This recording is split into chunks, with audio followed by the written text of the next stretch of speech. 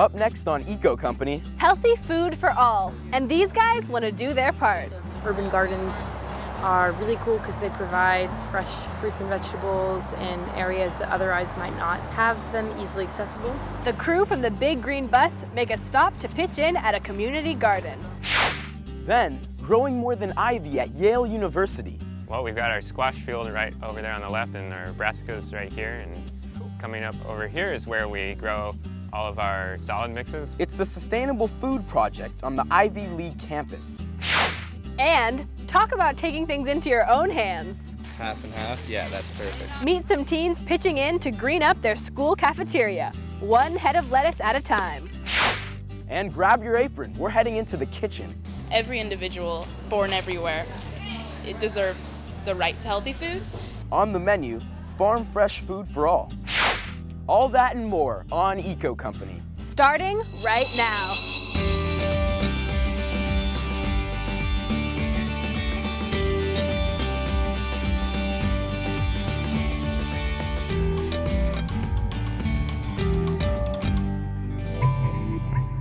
Hey guys, thanks for tuning into Eco Company. I'm Miles. And I'm Jelena. And today our show is all about fresh, healthy food for everyone. First, we catch up with the Dartmouth College Big Green Bus. The crew of 12 students is making a stop at a community garden, and Brendan is there to find out what they're up to. The Big Green Bus is all about community, and today they're at City Slickers Farm in Oakland. Let's go see what they're doing. It's a land of giant zucchinis, hefty tomatoes, and larger-than-life bloom. It's pretty clear that whatever they're doing on this farm, they've got the right idea. So where are we today? We're at City Slickers Farm in Oakland. City Slicker Farms is a non-profit organization that runs several farms in and around Oakland, California. Urban gardens are really cool because they provide fresh fruits and vegetables in areas that otherwise might not have them easily accessible. Some people call areas like this a food desert. That's basically an area that doesn't have access to fresh produce. But that's all changing here, thanks to City Slicker Farms. Over the past decade, it's produced thousands of pounds of pesticide-free food for the surrounding community. I see people who I know are on limited income, and we can provide organic produce to people. But you can't grow a garden like this alone.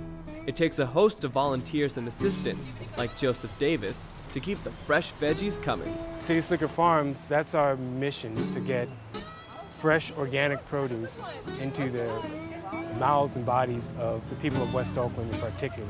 The most in-demand items. We grow a lot of greens, collard greens, kale, chard.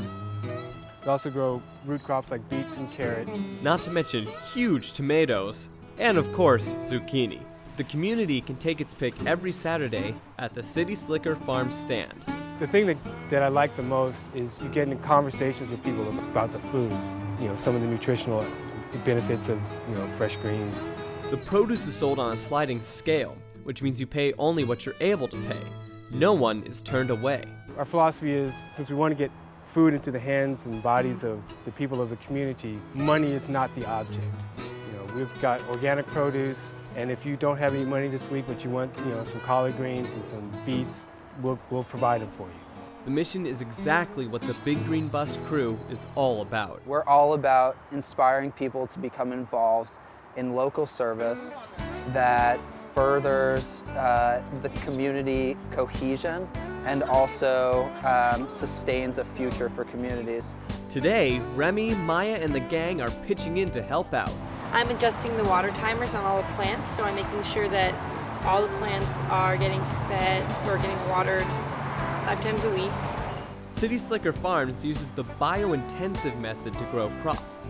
That means they grow as much food as they can in a small area of land while improving the soil. So that takes a lot of this stuff. So I was just turning compost over there, and we were adding some compost I got from a restaurant nearby that grows mushrooms, trying to turn it into good soil. Compost is organic matter, like food waste, that's been decomposed over time and used in place of traditional fertilizer. City Slicker staffers like Davis know that volunteer help like this is a must if you're going to keep a project like this going. If they don't have either some kind of internship program or volunteers, they're never going to make it. It's a perfect fit for the crew. because eating locally grown food is important to them too. We all wrote sort of mission statements, and one of mine was focused on food and a goal that I wanted to try to eat vegan this summer, as well as to eat like locally sourced food as much as possible. Personally, I wanted to sort of learn more about the food system and how I could eat sustainably, so I'm trying to eat less meat, more vegan food. So from the soil to what's picked straight off the vine, this garden's a place where everybody wins. I've seen people go from, they didn't know chard from kale, from a beet, weren't quite sure when anything was, edible, to now where they can tell me what they want. It's farms like this that really allow community members the opportunity to understand the origins of their food and then also have access to affordable, healthful food. Healthy food meant for everyone's table.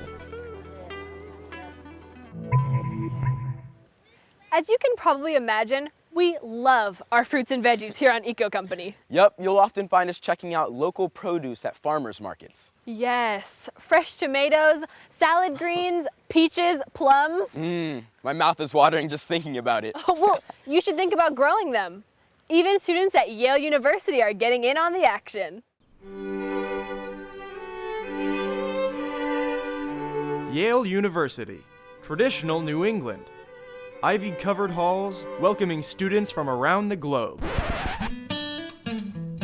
But ivy isn't all that's growing on campus. Coming up over here is where we grow all of our salad mixes. Something we discovered on our recent visit to the Yale Farm. So tell me about the farm. Okay, so the Yale Farm is an urban market garden. The plot is about an acre in size. We cultivate on about 3/4 of an acre of it, and we grow food here. The farm is part of the Yale Sustainable Food Project founded by Yale students, faculty, and staff. Here, intern Cody Hooks says it's all about growing food sustainably. Sustainability is really like caring for this land as a system. And so it's making sure that we try not to bring any inputs in and that we can produce everything here on the farm. So we make all of our own compost from the plants that grow. And then that then goes back into the dirt and fertilizes things for the next season. It means that we don't use pesticides or herbicides to deal with little critters. We do crop rotation. So what's surrounding us here? Well, we've got our squash field right over there on the left and our brassicas right here. And Senior Brian Tang is another farm intern. basically the idea behind the Yale Farm is that it's a space for Yale students to kind of learn in a way that they can't learn in a classroom. These students are also part of a larger community. So we're headed up to the NOFA conference, which is the Northeast Organic Farmers Association in Amherst, Massachusetts. Drawing folks from all over the region to talk about sustainable agriculture. So you're a young farmer. Why is it important that more people do this? Well, I mean, you don't have food unless someone grows it. And over the course of history, that system has become highly mechanized, but you still have to have people on it. And we have to have people that are gonna learn all of these skills. For these guys, growing food is about a whole lot more than what ends up on the table. I think it's important for any person to know where food comes from and to understand the labor and care that it takes to produce it. So I think it's awesome for any community to have any sort of space like this, you know, in whatever form it might be. I'm obviously really proud of this space. I've spent almost 3 months here planting things in the ground, watering them every day and seeing them grow. So that's it from the Yale Farm. Let's head to Jordan on another part of campus. Hey guys, we're here at Croon Hall, home to Yale University's School of Forestry and Environmental Studies. And how cool does this place look? This LEED certified beauty is built green from top to bottom. From solar panels that provide electricity and heat water, to a water reuse system used for irrigation and more. It's the picture of sustainability. So much so that you'd never guess this used to be the site of a former fossil fuel burning power plant. Forestry student Troy Hill is giving us the rundown. So Troy, tell us about this building. Why is it so green? Well, all the wood is from the school's forest, and it was harvested using the sustainability protocols that have been established by the Forest Stewardship Council. And so it's all local, and it was processed in a environmentally sustainable fashion. It's true. Yale has its own forest in northern Connecticut. Half of the red oak paneling came from there. The building's design is special too. In the summer, when the sun is at a higher angle, the slats are designed to block out the sun's rays and minimize the amount of energy that we use on cooling the building. And then in the winter, the sun is at a lower angle in the sky, and so it's able to let light into the building, heating it and providing more light so that we don't have to use the lights as often. A 100 kilowatt solar system pipes in 25% of Kroon's electricity. And this isn't just for scenery. This pond is part of a rainwater harvesting system. It collects rainwater runoff that's used for irrigation. The goal in all this? To use 81% less water and 58% less energy than a comparable building. So from Kroon Hall to the Yale Garden, the roots of sustainability are taking hold across this Ivy League campus, proving high education and ecology are two E's that go hand in hand.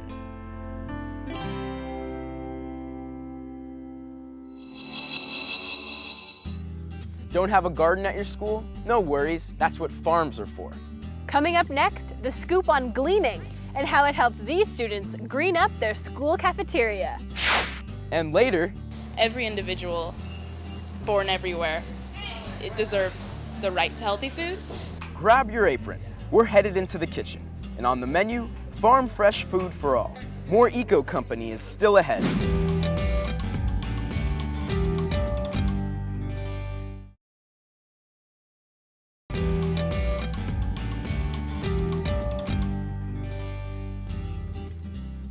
Growing your own food on campus is great, but if you can't, that's okay. It's not the only way to green up your cafeteria. There's another way to bring organic food into schools. And it's turning students into farmers in the process.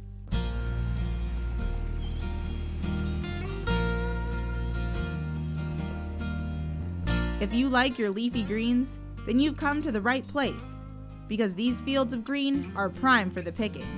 Or should we say, gleaning? Half and half? Yeah, that's perfect. Gleaning is harvesting food that would otherwise be left in the field. It's leftover field for the people. It's different. I've never done it before. It's fun though. I like it. Why would someone leave all this food behind? Can you believe it's because of looks?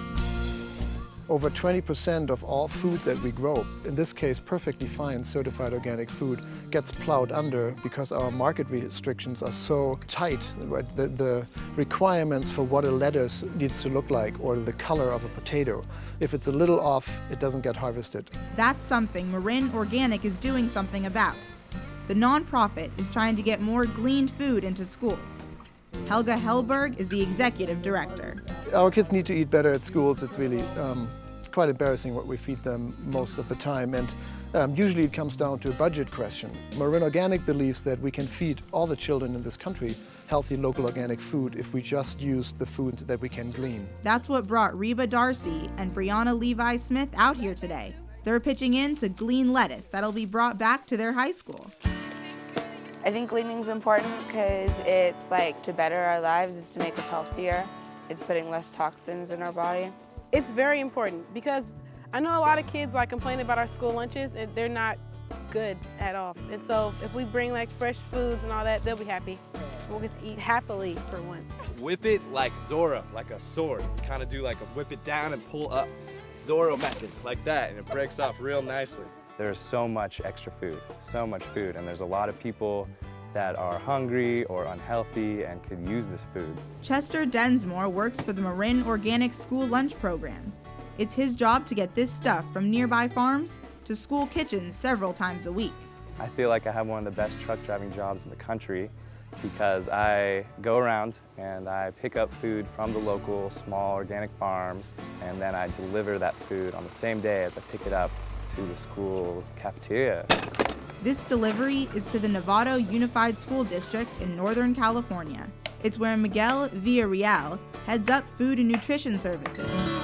Not only will this gleaned lettuce wind up on the menu, we'll use them either in our salads or to make sandwiches with. These tomatoes will too. And best of all of it's free.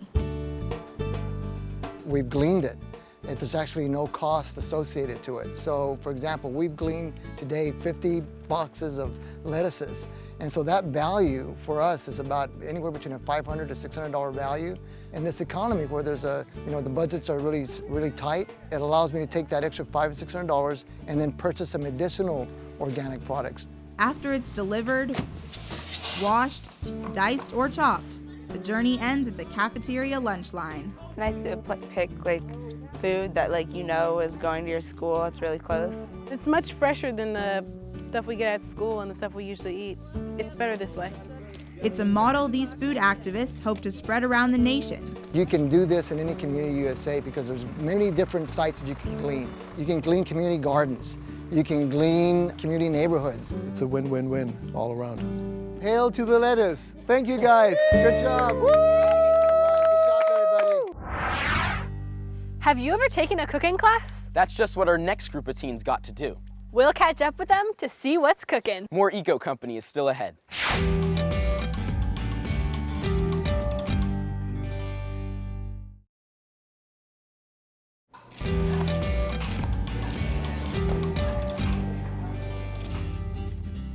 We may not all take the same classes, but we do have one thing in common. Lunch, my favorite subject.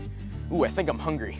Oh, well, you're gonna be even more hungry after you see this next story. We're headed into the kitchen for more than just a cooking lesson. It's Cooking Class 101. Only in this kitchen, it's about more than learning how to dice and slice. These chefs are learning about organic and sustainable food, and why everyone should have access to it. Recently, I feel like food has just sort of sprung onto the national consciousness, and that's kind of the new thing if you're an activist, is be a food activist, which is great because it's such an important issue. That issue is food justice. Kitty Bolte and Maya Salcedo are youth activists. Every individual born everywhere, it deserves the right to healthy food and the access to healthy food. So food justice is kind of putting the access back in the hands of people for food justice. So making sure that everybody can get to healthy food and can afford it. It's that message that's at the heart of Berkeley, California-based Farm Fresh Choice, the nonprofit program behind this day-long event. It is Just Us for Food Justice. It is gathering and uniting young leaders doing parallel work, urban agriculture, food systems change, leadership, food justice. We do a lot of work in our community around food justice and around ensuring food equality in the community. 17-year-old Cad Anthony Smith and program co-manager Gerardo Marine say a big part of it is understanding where food comes from.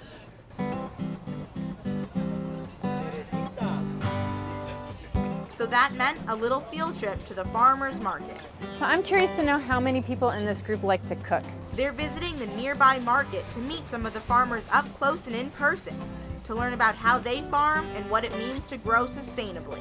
It's worth the extra money because you're getting food that not only is fresh and free of chemicals and stuff, but it's gonna taste better, and really you're gonna prevent sickness, because she says she's been around long enough and she sees that the food that is sprayed with chemicals, it makes the people that are working in the field sick and the people that are eating it sick.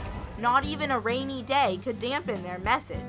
We got to meet some farmers, learn about be reminded about how labor intensive the work is, some of their challenges, and how we can partner with them to advocate for them, to help do the education to the community around the real value of supporting a sustainable farmer.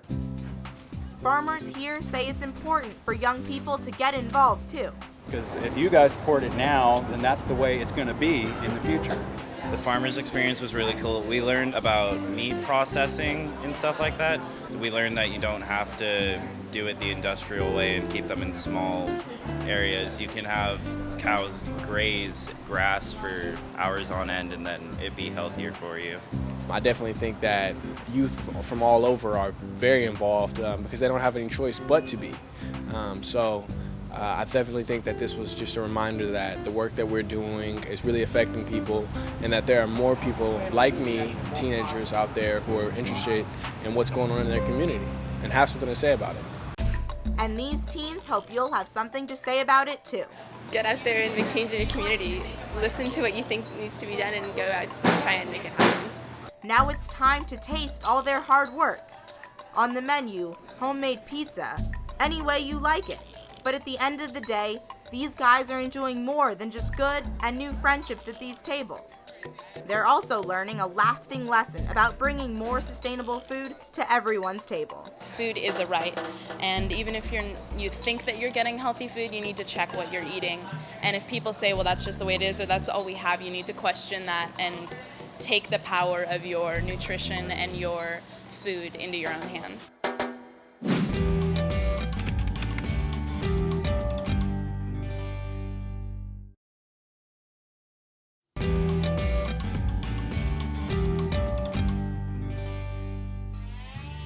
Well, that wraps things up for this episode of Eco Company. Thanks for tuning in. And maybe you got some good ideas for fresh and healthy cooking. I know I did. For more information on stories in the show, check out our website at eco-company.tv. And remember that you too can be a part of the solution. We'll see you back here next time on Eco Company.